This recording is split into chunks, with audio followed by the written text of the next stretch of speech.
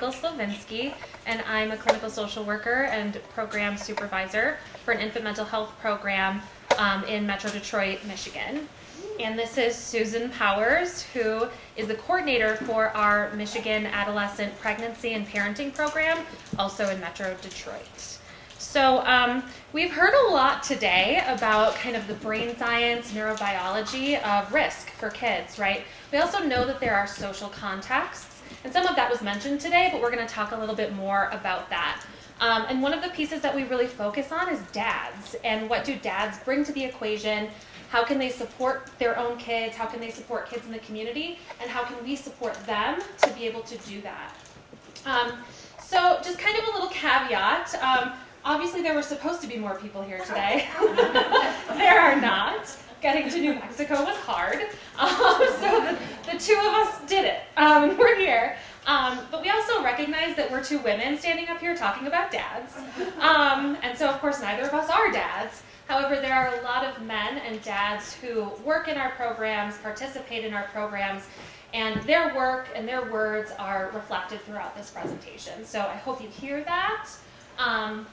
And if you come to the second part of this workshop tomorrow, you'll hear their actual voices. There are some videos. So we just wanted to acknowledge that. Today. We do a video today too. Yeah. So just wanted to kind of acknowledge that elephant in the room. All right. So what we're really hoping that you get today is kind of an understanding of the needs of fathers in community programming, which can look different from moms, right, and their children. And think about some needs that agencies might have to be able to support dads, and then a couple of the processes that we've utilized at our agency to support interdisciplinary partnerships around fatherhood programming.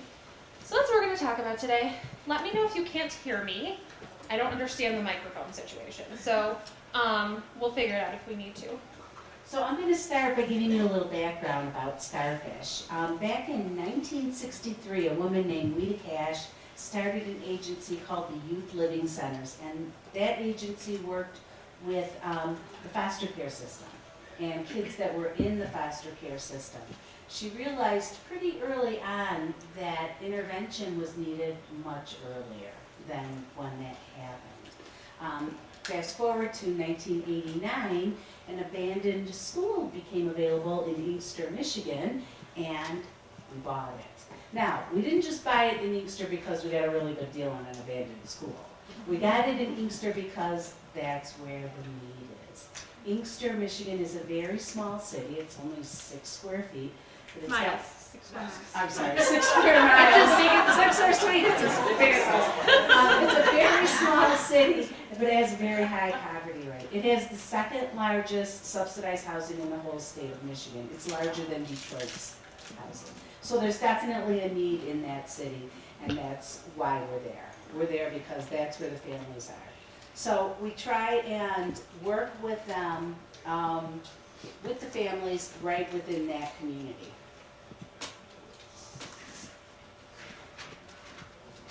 Okay, so strengthening families, this is our building right there, or the front of it. So Starfish is recognized as a champion for families who lack the access to essential needs, their resources in Metro Detroit. So we try and encompass all of those areas of needs that our families have. We provide high quality programming and services that focus on early education with Head Start and Early Head Start, and behavioral health services for these families. Behavioral health is mental health services, for those of you who might not know. We kind of, we go back and forth with the verbiage on that, but we do behavioral health programming for these families.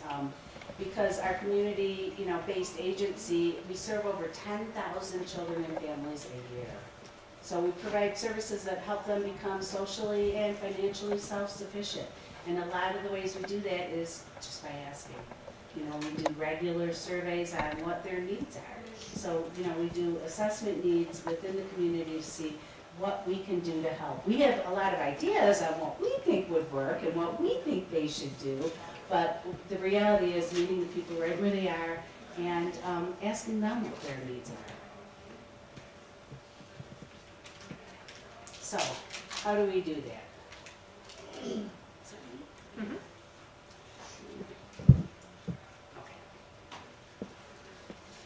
We changed our slides around a little bit at the end, so please bear with me. Surprise! Surprise! She's like, oh, and by the way, we're going to put this one first, so let me read my notes. So what we are is we have 12 Head Start locations throughout the Metro Detroit area and the surrounding communities, and 4 behavioral health centers that are within the area.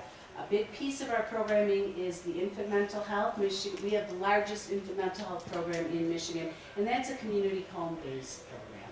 So we meet the families in their homes and do therapy with them and their children 0 to 5? 0 to 7.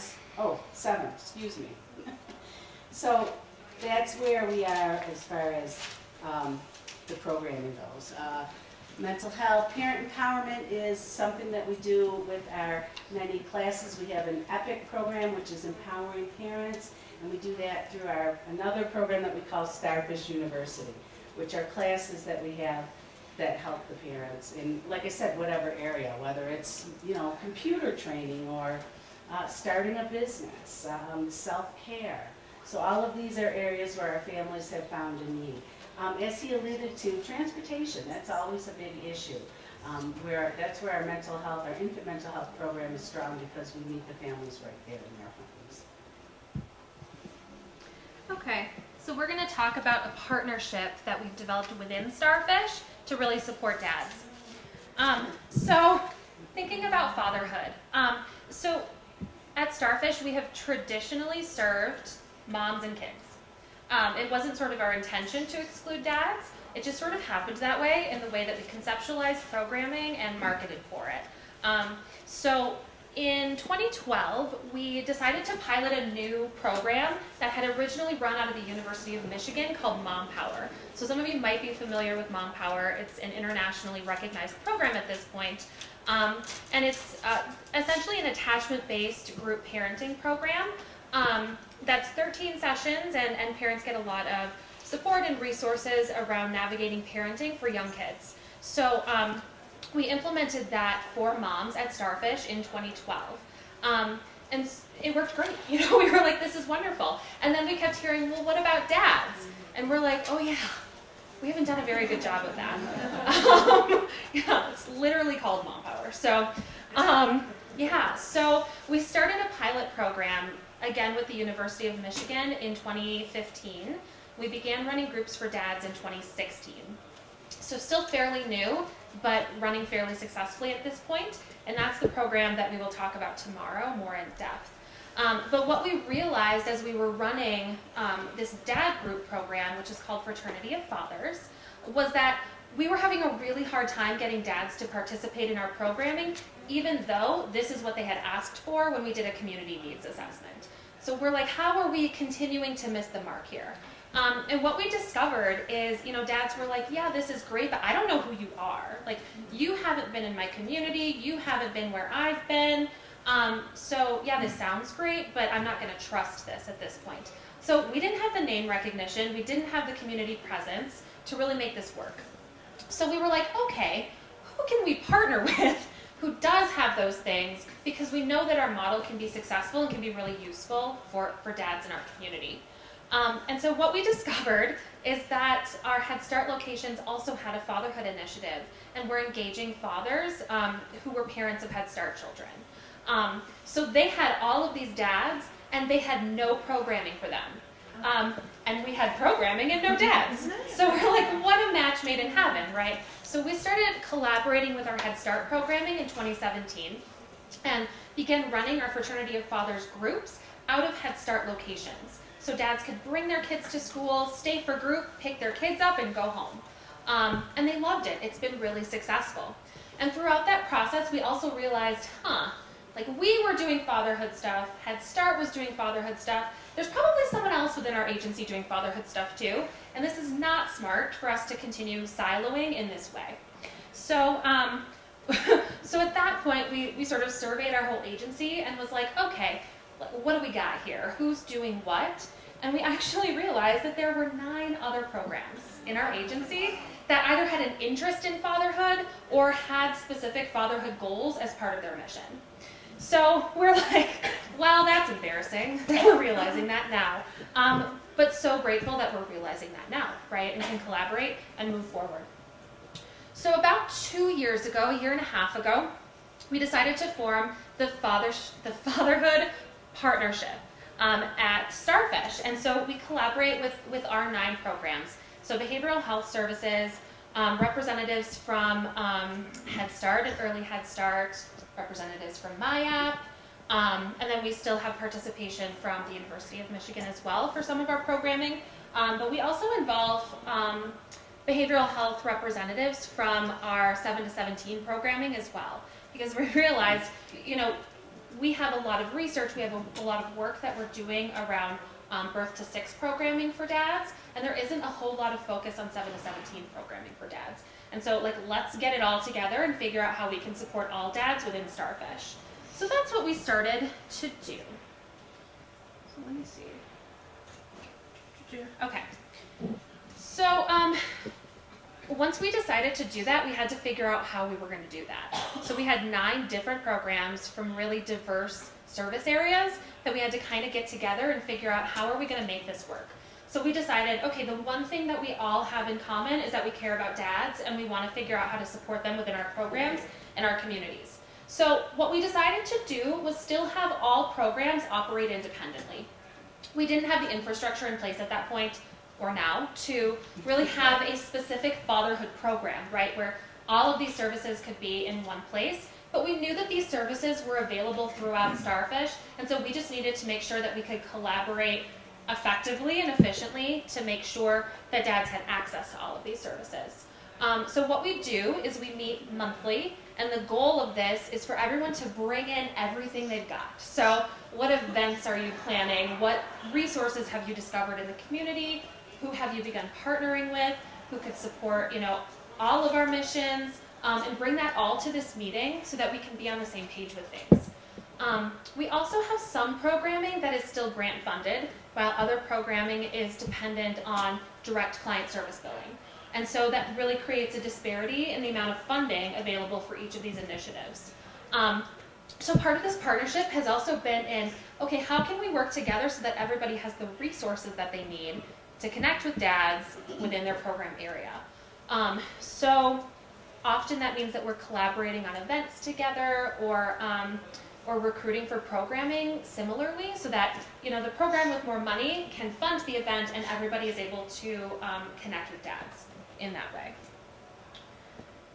Okay. Oh. It's not working. Oh. Okay. Now it's working. Okay. And that's how it felt. So sometimes it really was like, okay, how are we going to make this work? This is a lot of people in one room with a lot of different priorities and a lot of different needs. And also, it doesn't sort of seem like a lot to meet one time a month for like an hour and a half. But scheduling was really hard. So trying to figure out how do we get, all levels of leadership and representation from these programs in one room at one time kind of took a while. But we figured it out. We navigated it. And now we're able to do that. We also really recognized that each program had a unique culture and the way that they thought about families, thought about their programming, thought about how to approach families and engage families. And sometimes those did not go well together. So, some programs were really like, okay, we need to be really structured. We really want to make this an empowerment piece. So, we want families to approach us. They know we're here. We're in the community. We're doing stuff every day. We don't want to force ourselves on people, so we're going to wait for them to come to us. Whereas other programs were like, listen, they don't know we're here. We need to get out there and make sure they know and help them access the resources that they need or that they want. And if I can just interject something here, because we're different programs, I work with teen parents. I work with parents 21 and under, but I also go to the Head Starts. So I get to know the Head Start parents, or the infant mental health families. So it's about building these kind of relationships and not just within your own little silo. And I think that's been really helpful. We have case managers that work with families with multiple kids and maybe 1 or 2 parents in the home. So getting to know those families on a personal level from the different parts of Starfish. You know, I have teen parents that, you know, they can have their kids in Head Start, or if they're struggling with behavioral issues or with basic parenting skills, we have infant mental health services that can help them. So by not being so siloed into our own programs, and these meetings have really helped that, because, you know, we could say, hey, you've got this going on, well, I would like to come, I'd like to meet some of those families. Someone's having a family movie night, let's all join in. You know, let's build these relationships with these families so that they know that, you know, Starfish has different programs, but we really are all one. And we're all there for these families in whatever their needs are. So that's taken a lot of collaboration and communication. And what we really discovered is that we really needed to have buy-in at all levels of the agency in order to make this work.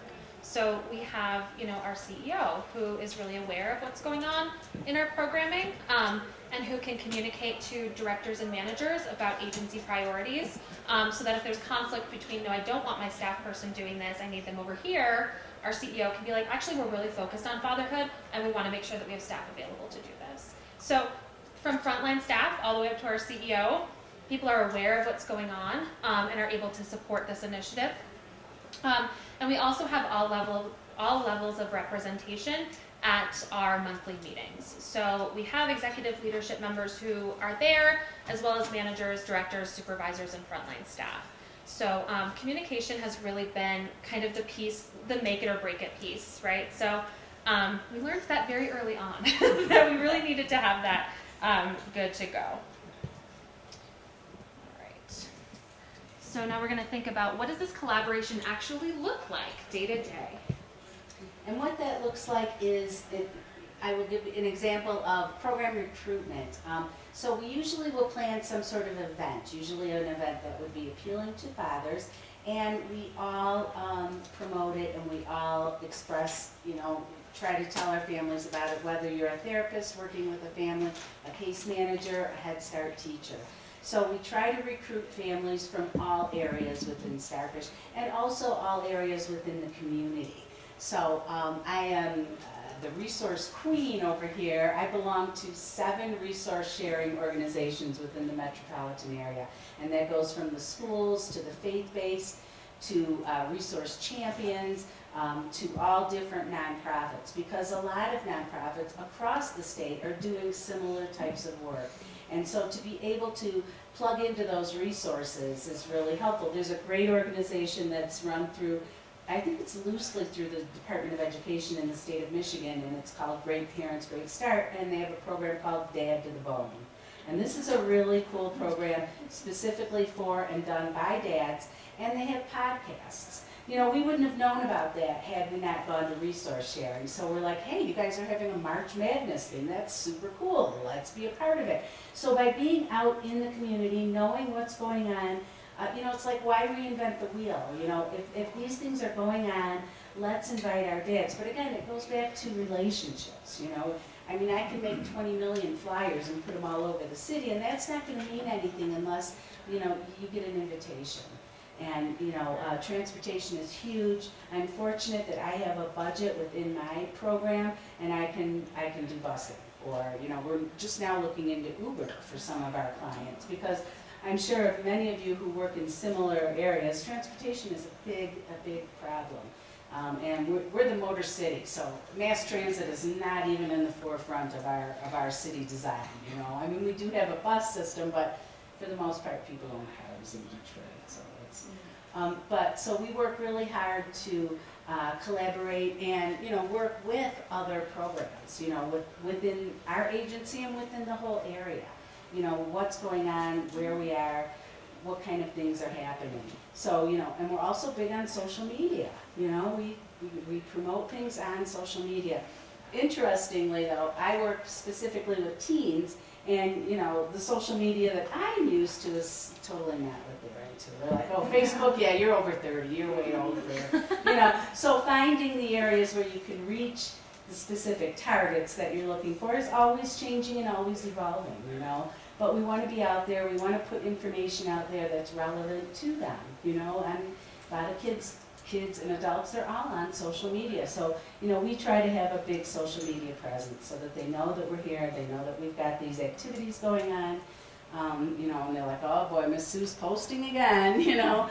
But, you know, even group facilitation. So we have a couple events that we're going to touch on today that we did agency-wide. And, you know, one agency, like, okay, Head Start, you're in charge of the decorations. And another, you know, the behavioral health, they're gonna order the food. And, you know, this program doesn't have any money to contribute, but they're gonna put volunteer staff there. So, you know, we all want to be a part of it. We all want to be a part of the planning. We all want to be a part of engaging with the families. And again, you know, it's nice to have the families from Head Start and behavioral health and infant mental health and even the teen parents all be there together, because we all have that in common. We're all a part of Starfish. And, you know, once they're in our programming, they just know Starfish. They don't know, you know, oh, you're Starfish. Yeah, well, no, technically I'm this or that. But, you know, so, and that's a good thing to have. We want them to be able to feel like they can come to us, you know, for whatever their needs are. Like I said, I'm kind of a resource queen. So an example I'll give you is we have a community baby shower. And a lot of communities have baby showers, and a lot of agencies within a community have baby showers. In the spring, there's probably 4 or 5 from different agencies. Well, we decided to partner with some key community agencies within the Metro Detroit area and have one big baby shower, community baby shower, that was more than just giving away stuff. We wanted it to have some kind of meaning. So we partnered with the Community Action Agency, because their specialty, if you will, is utility assistance and rent assistance and water bills. And community action agencies all over the country, that's pretty much what they do. Ours, in Michigan, we have a 211 phone number you can call if you need help, and they direct you to different things. So we partnered with them because they would be a good piece to have. You know, at this shower that we're giving, you have to go to classes. You know, we're gonna give you information about utilities and rent and budgeting. We also have some very wonderful family health clinics in the area. So we asked them to join us and bring their expertise on infant health, physical health, and dental health. And then because of our behavioral health piece, we asked Danielle to do a presentation on bonding and attachment. So, you know, by looking at your agencies around the community and pooling your resources, you can have a much more impactful program. You know, and that's what we've been trying to do within the agency and within our whole community. And that's been very useful, because we're all looking for the same thing, and we're all trying to help the same people. You know, different demographics, but for the most part, we're trying to help the same people. So that's kind of how we do that. Oh, we're already on to the next one. So what do we offer the families? We offer them, we try to make special efforts to include fatherhood in all of our programming. So as I said, this community baby shower, we have a daddy boot camp at the baby shower. And that we talk about the woman's body and what goes on hormonally and how she's going to change. We touch on breastfeeding and how he can support that. We give a basic diapering 101, and then we give them really cool backpack diaper bags filled with all kinds of cool dad stuff. We teach infant massage classes, and we encourage the dads to come. Our childbirth ed classes are all inclusive of dads. As a matter of fact, the baby shower, we don't even call it baby shower, we call it a family celebration. Because, you know, again, traditionally a lot of these things have been for women, and the dads have not been included, and we really try to change that by, you know, making them realize their importance. I have a coworker, and he's on the video we're going to show, and he's always telling the dads, you're your child's first superhero, and your son's first superhero, and your daughter's first love, you know.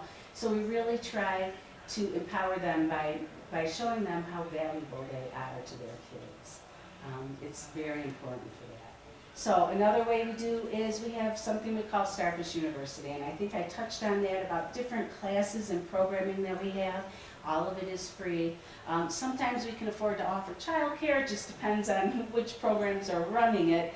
But we have a wide range of classes on nutrition, on budgeting, starting a business, basic computer skills. All of these are free, and they're for anyone within the community, so it's not just for our families. So, but 2 of our most popular events that we've had, because that's how we've started with this collaboration, is let's do agency-wide events. Now we've had movie nights, and we've had, we'll all go to the Tigers game, or Pistons, well, not Pistons. We never go to the Lions game either, 'cause they're That just makes everyone sad. yeah. Tickets are really cheap. Now Michigan State, those are a little more popular, but one of the things that we've done is our Daddy-Daughter Dance. And that's just marvelous. And these are both teen dads with their kids. And it's free. I mean, every community in Michigan, it seems like, every county, every city has Daddy-Daughter Dances. But ours are free for our families. And that's a big help. So, we do that by, again, we collaborate and we go out and solicit funds. I am very, very, very much into asking for money. Okay, so hey, we're having this great event, and would you like to help? Would you like to contribute? And the people in the community, the volunteers, it's just terrific. And volunteers like to volunteer for special events. I don't know if you work with any volunteers within your agencies. If you want them to come twice a week and do stuff, it's hard to get that kind of commitment. But if you say, hey, I'm having a baby shower, I've got this wonderful daddy-daughter dance, you'd be surprised, I mean, it makes us feel good, and we work with it. So that's a lot of fun. The dads love it, the girls love it. The moms love it. I can't tell you how many, because we don't even let the moms in. They're standing at the door. They're like this. Hey, can you get a picture real quick for me? But those are two very, very sweet events that we have. And they're always asking, when are you going to have the next one? Why isn't it a family dance? Can't moms come? We'll do that later. And, so it's kind of interesting because I have women saying, well, what about us? Why don't we? And I'm like, no, wait. For how many years has it always been about moms and kids? So right now we're really trying to just show dads how important they really are. And what's really cool about events like this Daddy-Daughter Dance, I'll stand up. I'm pregnant, not feeling great today, so I'm sort of just. A cold, so we're a great pair.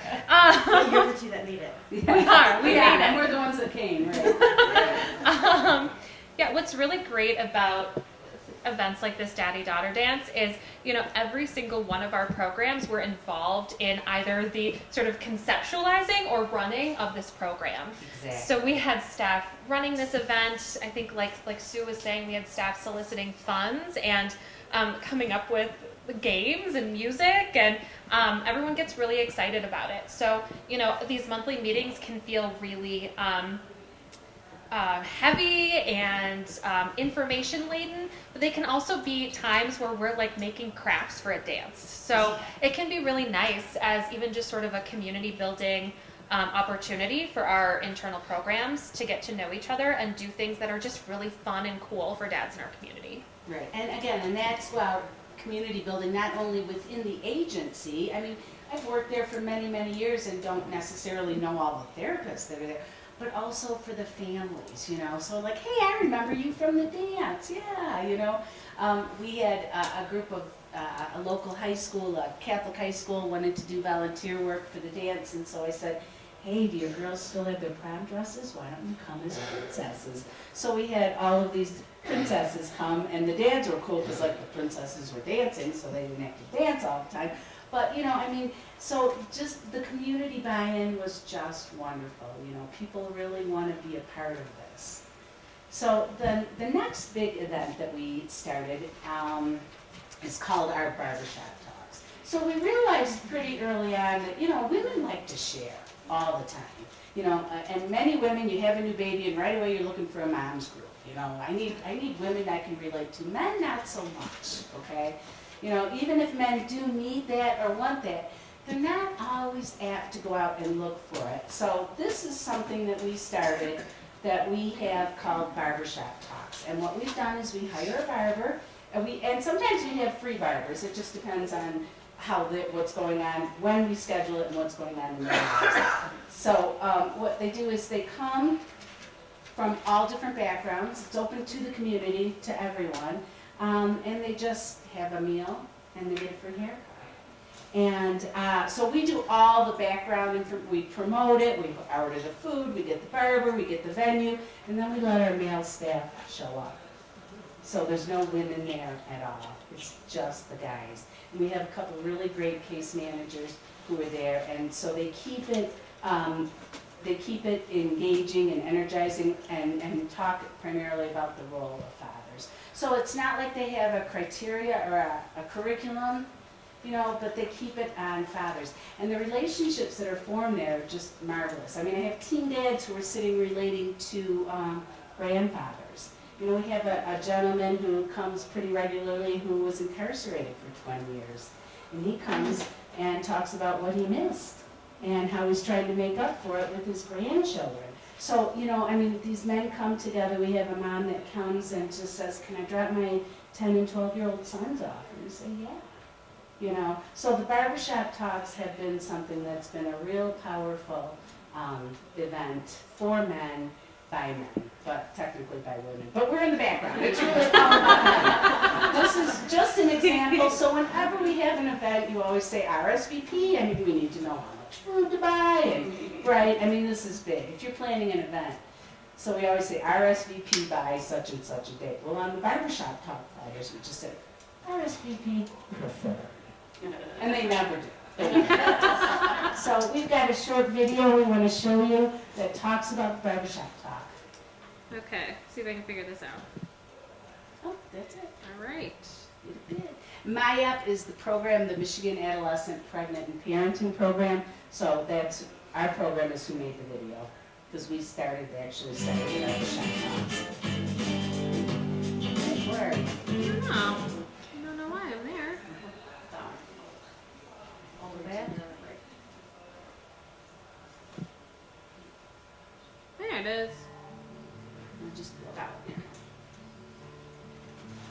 We have actually been very lucky to kind of Can you spin hear it off okay? a separate funding source for what's called Barbershop Talks.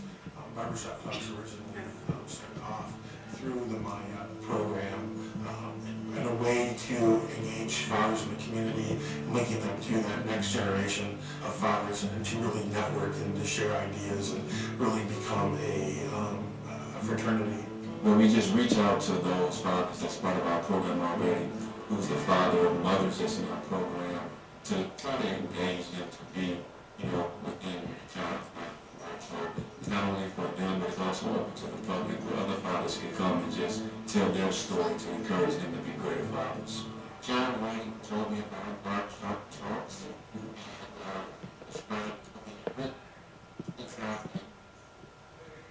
Well, I don't know about this. It's not, I can try. Just switch that up. You want to try again, David? Yeah, She's going to try it. it's cool. We'll figure it out.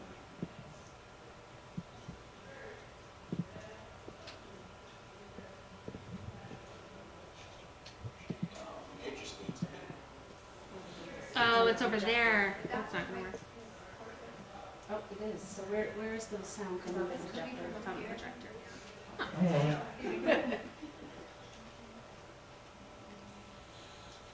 Great up here. So I want to be a part of it and share my thoughts and talk about my experiences with my kids and some of the successes that they've had and how we got there. It definitely takes a village to raise a child. So that's why we believe here with the Fatherhood program that we instill in the fathers to be that example to the child, whether it's a little boy or a little girl, it will go a long way in their lives. I'm always in the barbershop, so sometimes I just go there just to talk and, you know, knock out get a haircut. So it's just That's what gave us the idea. the community, a lot of people that a good conversation. Barbershop to me is a pretty much the pinnacle of our young men, kids, adults. It's the place where we come to vent about our problems, our issues. Besides just getting a haircut, it helps men be able to relate or just communicate to each other, get whatever's off their chest. That's what it's all about, just taking what they learn and paying it forward to their friends, so their friends can be involved in the program, so they want to come and see what we're doing here. I think that people should know that the children really depend on you. And I think that being selfless is really important. It's really important in the future of our communities and the future of this world.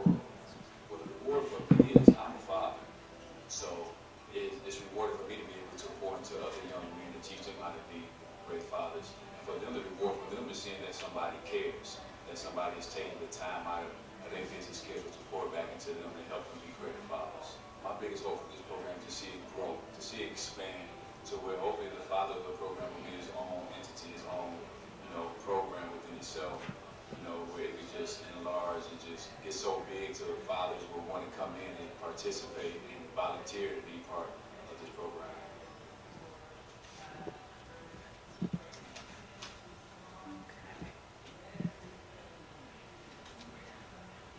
That's okay. All right.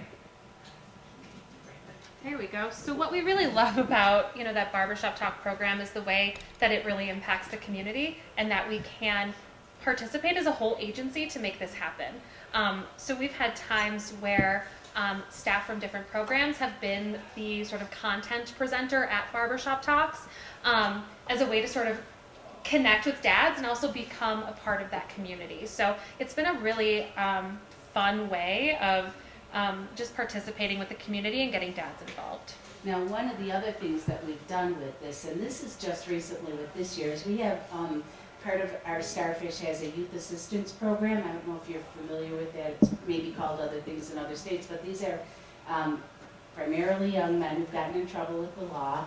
They're young teenagers, and part of their community service, they have to go to youth assistance programming, which is weekly classes. So we specifically are holding our barbershop talks at the venue and the time those are going on.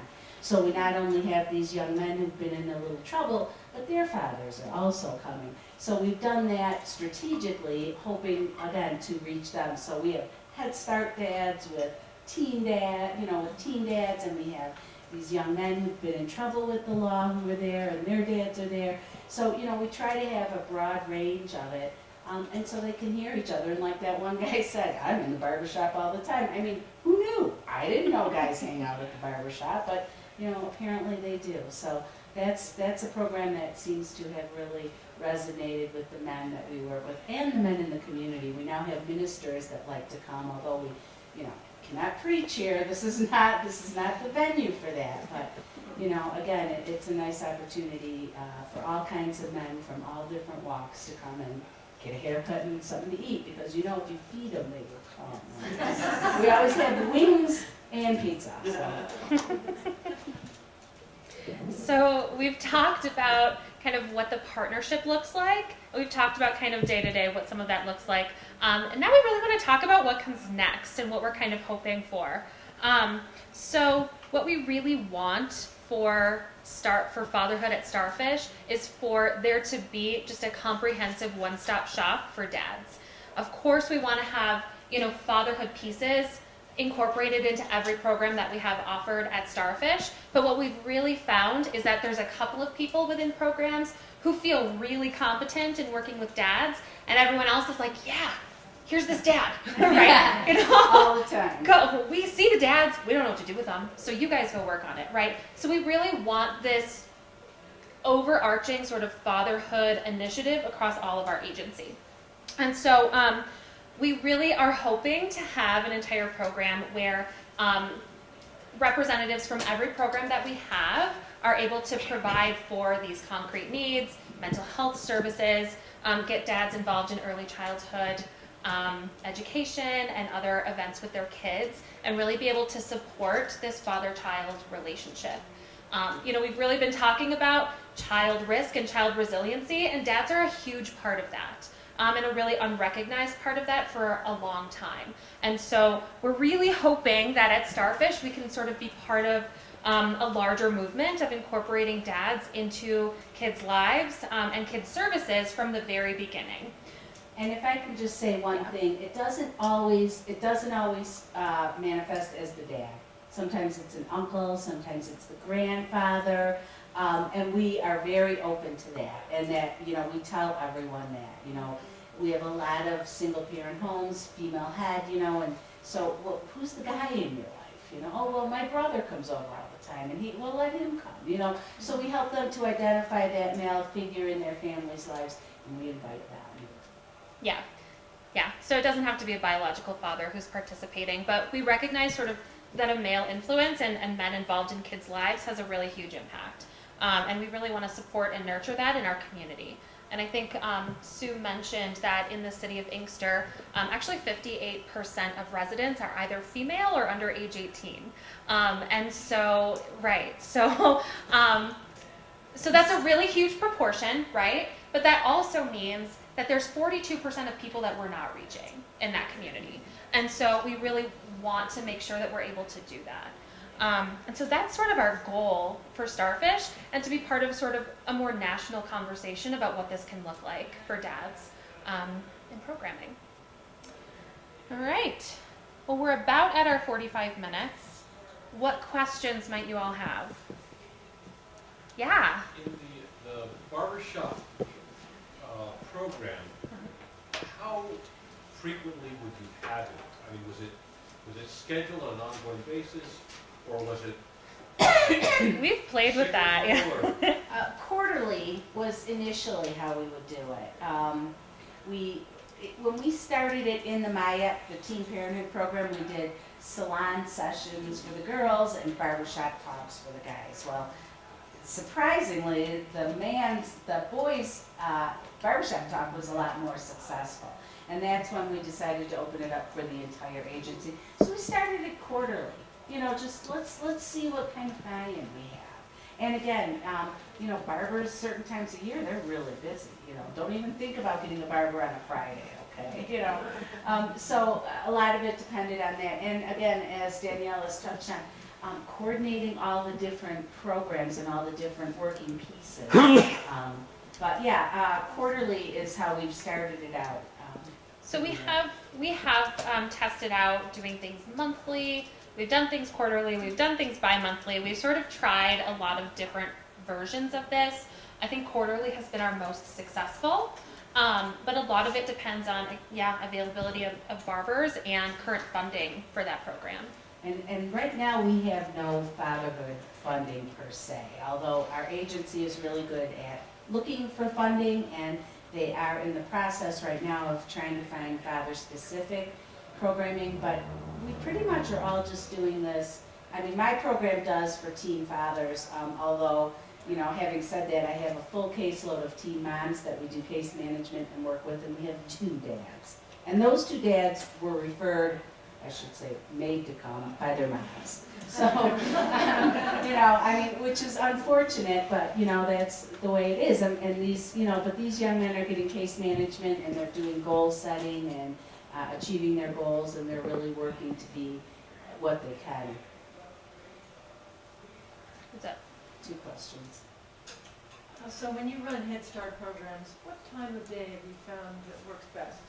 In terms of running programs out of Head Start? Yeah, at the Mornings. Head Start centers. Mornings, actually. So what does that look like in terms of time? I mean, how early does it start? Usually starts at 9 a.m. So drop off for Head Start is between 8 and 8:30. So we have dads dropping off their kids between 8 and 8:30, and then staying, and group is from 9 to 11, and then Head Start gets out at 11:30. So they stay and pick up their kids. We have run our group programming out of Head Start at every time of day you can imagine. And evenings. Yeah, so we actually thought that our evenings would be the most successful in terms of dad work schedules and things like that. It actually was not. We had almost 0 attendance in evenings. So our most successful time of day has actually been mornings, and partly because of sort of the economic infrastructure of Detroit, we have a lot of dads working 3rd shift. So they work 3rd shift, bring their kids to school, stay for group, go home and sleep. Yeah. You talk about collaborating with other agencies within your agency, or other programs within your agency, which I think is fantastic. That's a great way to do it. But do you collaborate or are able to bring in any independent nonprofits? Yes, we do. We have speakers that will come, and as I said about the Dad to the Bone, that's a program through the Great Parents, Great Start. We do resource sharing. The American Kidney Foundation has wonderful family programming that's out there and available. So there's nonprofit law services, law agencies that will come in and do talks on child support, you know, that will talk specifically to dads. And expungement. And expungements and stuff. So yeah, we do. We work with, That's a real important part of my job, is resource sharing and going into the community and seeing what else is out there and who's out there doing what and how can we partner. Yeah, we also, so we've actually historically been really good at partnering outside of our agency with community partners. More so than inside. Right, so this has sort of been new for us in thinking about that. But yeah, we have partnerships with not as many nonprofits in the agency, but more sort of infrastructure pieces. So we partner with police and DHS and other services that dads are really looking for.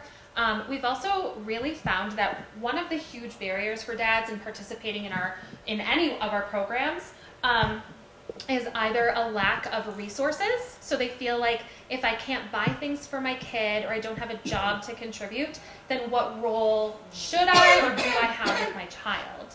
And the other piece is we have a lot of dads with warrants. And so they're like, I'm not coming in there, I'm going to jail, right? So those actually working with DHS and working with police and actually, law around expungement, pieces like that. A legal aid society, it's called Lakeshore Legal, and they do some wonderful free work for us. They're a nonprofit that does wonderful work for us. Yeah, so that's actually been one of our greatest partnerships in being able to help dads kind of navigate those barriers so they can be more active in their kids' lives. Yeah. Sounds very, very helpful. Thank you. Excuse me. I have a very serious question here, because it goes to resources. And at the end you said we have no fatherhood funding. Now, well, that would mean that 100% of the funding that you receive is for WIC, Women and Infants and Children, and you, so to speak, segue some of it over to help the dads. But I was wondering if, it seems to me that we need a lot of social re-engineering if we're going to create inclusion rather than exclusion for men.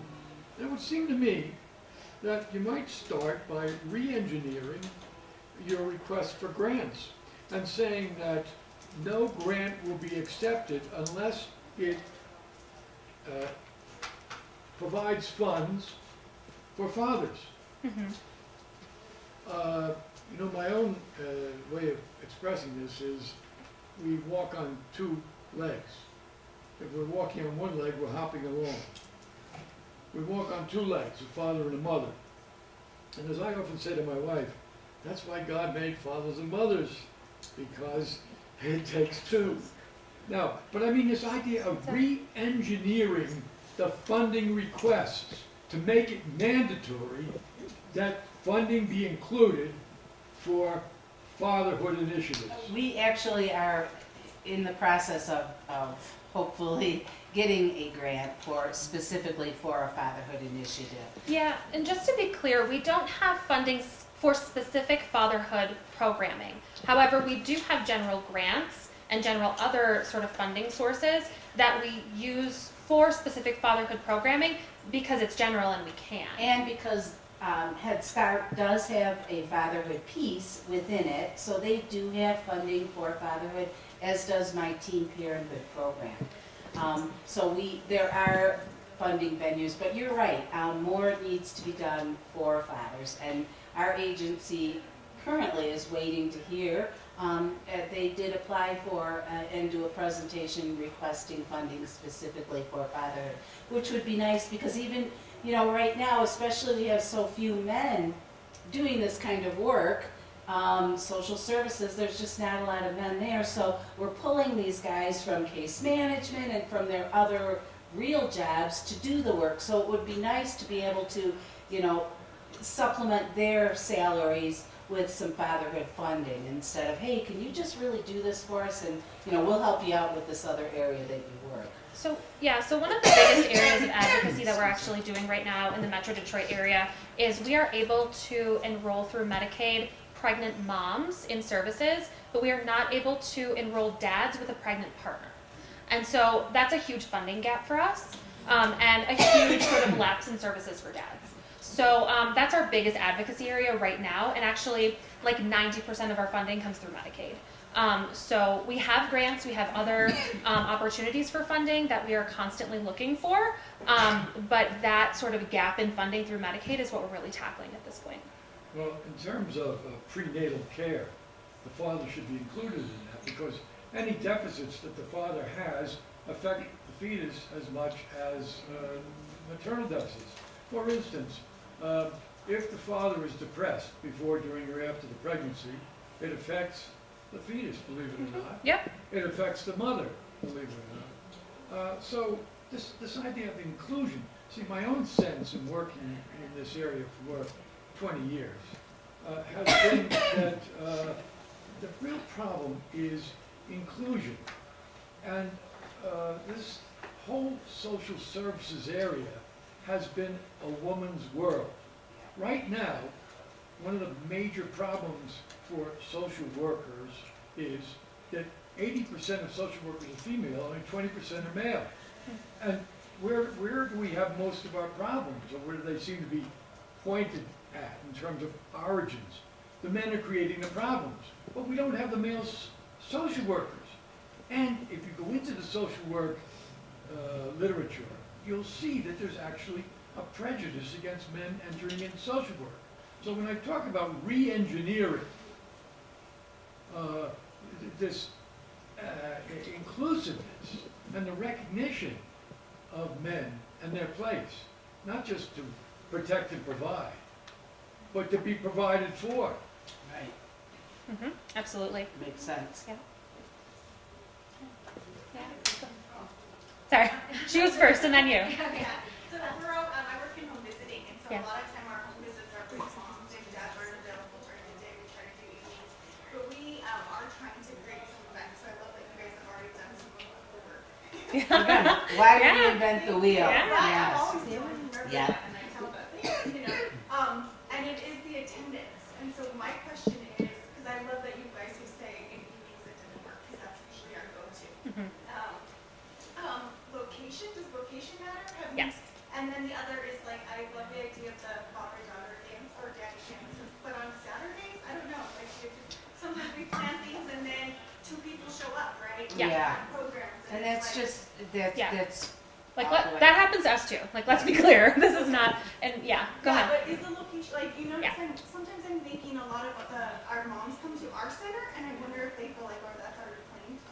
Could be. Why the moms if we need it more of like neutral. I don't know. What have you guys found that worked? Well, because our main building is the school, the elementary school that we've refurbished. We have it in the gym there, so we just excuse me, we have it there. Something else that we've done that the dads really liked was we did 3-on-3 or 1-on-1. They did basketball, and these guys loved it. And what's funny is because these are young men, and they were like, I can't believe how out of breath I am. I can't, they're like in their 20s and 30s, but that was kind of fun. Again, at our main location. Go ahead. No, it's just in terms of location, what we've really found is that sometimes we have to do the same event in more than one place because of sort of geographical barriers. So if we want to impact the most number of people, sometimes we have to figure out where are the pockets of those people and target there. So like different parts of the city. Yep. Mm-hmm. Okay. Yep. Especially if we're targeting the Head Start families because, they go to that site, so that's where they want to be. And as she'll talk about tomorrow with her fraternity of fathers, they do that in the sites where the fathers are. Yeah. No, that gets me thinking too, like community movies or community parks, Yep. like every Yes. area kind of meeting, and so then transportation. We go to splash pads all the time. Yep. Absolutely. Thank you. Sure.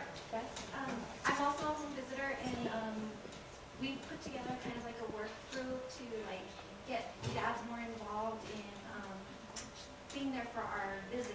So my question was, when you guys are doing these father groups, is there a curriculum that you're finding? Are you just bringing outside resources to talk to them about certain topics, or where do you get the information that you're giving the dads? So we have a few different programs that we offer. In the group model that we've mostly been talking about, there is a specific curriculum, and we've been part of a research protocol to validate that. So that's what we've been offering. However, we have a lot of kind of more informal opportunities for dads to kind of get together, and where we would just, like Barbershop Talks, where we would bring in kind of community resources or other information for them. So it's sort of been both. I'm sorry, I forgot if there was a second part of that question. What curriculum or what topics are you guys talking about? So our fatherhood curriculum is based on the Mom Power curriculum, which is available through the University of Michigan. And so it's 10 weeks of looking at essentially what is attachment, what does sort of the need for security and the need for exploration for children look like, and then using adventure-based techniques with dads for them to be able to experience that and talk about that. So we'll actually be doing some of those tomorrow in my workshop. So if you're interested in that, come. See you tomorrow. But yeah, I'll be talking more in depth about what that looks like. Yeah.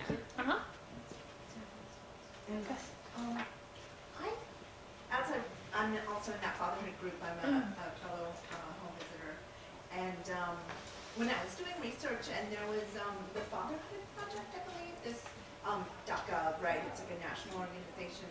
I forget which entity of the government it's part of, but I found out through like just chasing the rabbit hole down the rabbit hole. There's a fatherhood conference happening next month in June in Nashville. I was wondering if you are planning to attend. I know. So it's actually a national initiative. So many different cities are having fatherhood conferences, and Detroit is as well. Oh, you guys are? Yes. Yeah. When is that? Mid-June. Yeah. I don't remember the exact date. In Yeah. the sense of fatherhood, I mean Father's Day. Yes. Yeah. So I think that's our time. But thank you all. Should I keep the picture?